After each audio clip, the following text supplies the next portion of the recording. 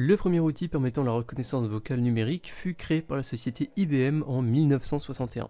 Lors des 50 années qui suivirent cet événement, la reconnaissance vocale a évidemment beaucoup évolué. Nous voilà en 2011, la première version de l'application Siri apparaît, et avec elle réapparaît tout un marché qui va reprendre de l'ampleur dans les années qui vont suivre. 3 ans plus tard, en 2014 donc, la société Amazon commercialise son modèle d'assistant vocal Echo, suivi en 2016 de Google Home. Il y a évidemment d'autres modèles et versions qui ont suivi pour ces deux marques, mais aussi pour d'autres. En revanche, le fonctionnement reste quasiment toujours le même, et c'est ce dont on va parler aujourd'hui.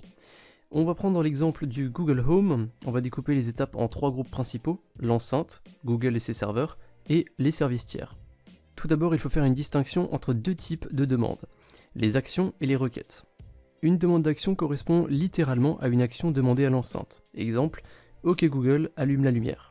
Une demande de requête, elle, correspond simplement à un échange avec l'enceinte comme une discussion ou une demande d'information. Exemple, OK Google, quelle est la hauteur de la tour Eiffel? Voyons maintenant le fonctionnement de tout ce système. On va prendre l'exemple de la question sur la hauteur de la tour Eiffel. Donc, OK Google, quelle est la hauteur de la tour Eiffel? L'enceinte va immédiatement reconnaître les mots-clés OK Google permettant d'activer le processus. Votre demande va être envoyée telle quelle aux serveurs de Google qui vont reconnaître votre voix et qui vont ensuite récupérer et classer les informations que contient la demande. À ce stade donc, votre requête vocale est transformée en texte et on a maintenant une distinction entre une action et une requête. Notre demande c'est la hauteur de la tour Eiffel, donc c'est une requête. On ne demande pas à Google d'effectuer une quelconque action si ce n'est de nous répondre.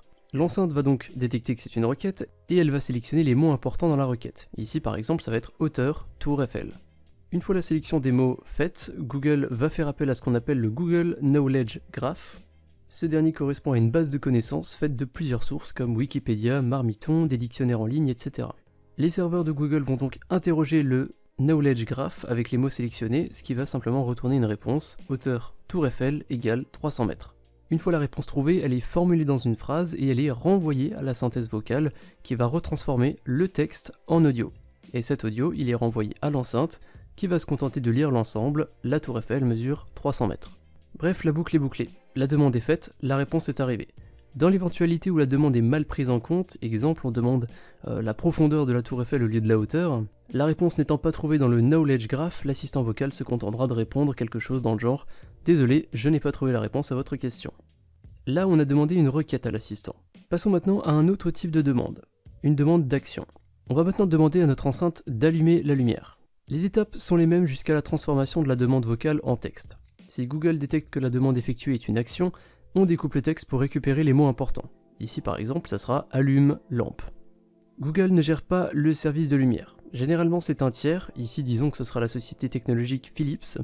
Les serveurs de Google sont donc liés aux serveurs de Philips, et lorsque les mots importants sont récupérés et envoyés au serveur de Philips, c'est ce dernier qui va s'occuper d'allumer la lumière. Une fois l'action effectuée, le même serveur va envoyer le texte à la synthèse vocale qui va transformer l'ensemble en son, et ce son va être renvoyé à l'assistant vocal qui va simplement le jouer et qui va nous dire « la lumière est allumée ». Voilà tout pour le fonctionnement des assistants vocaux et des enceintes connectées. J'espère que cette courte vidéo d'explication vous a plu et vous a appris des choses. La plupart d'entre vous le savent.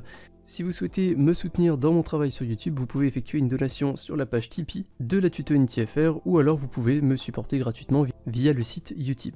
Depuis ce dernier, vous pourrez volontairement regarder une ou des publicités qui vont rémunérer mon travail. Vous pouvez donc me soutenir sans avoir à débourser un seul centime. Les liens de ces deux sites sont dans la description. Je vous dis à très bientôt pour d'autres vidéos sur la chaîne Zeflab. Salut!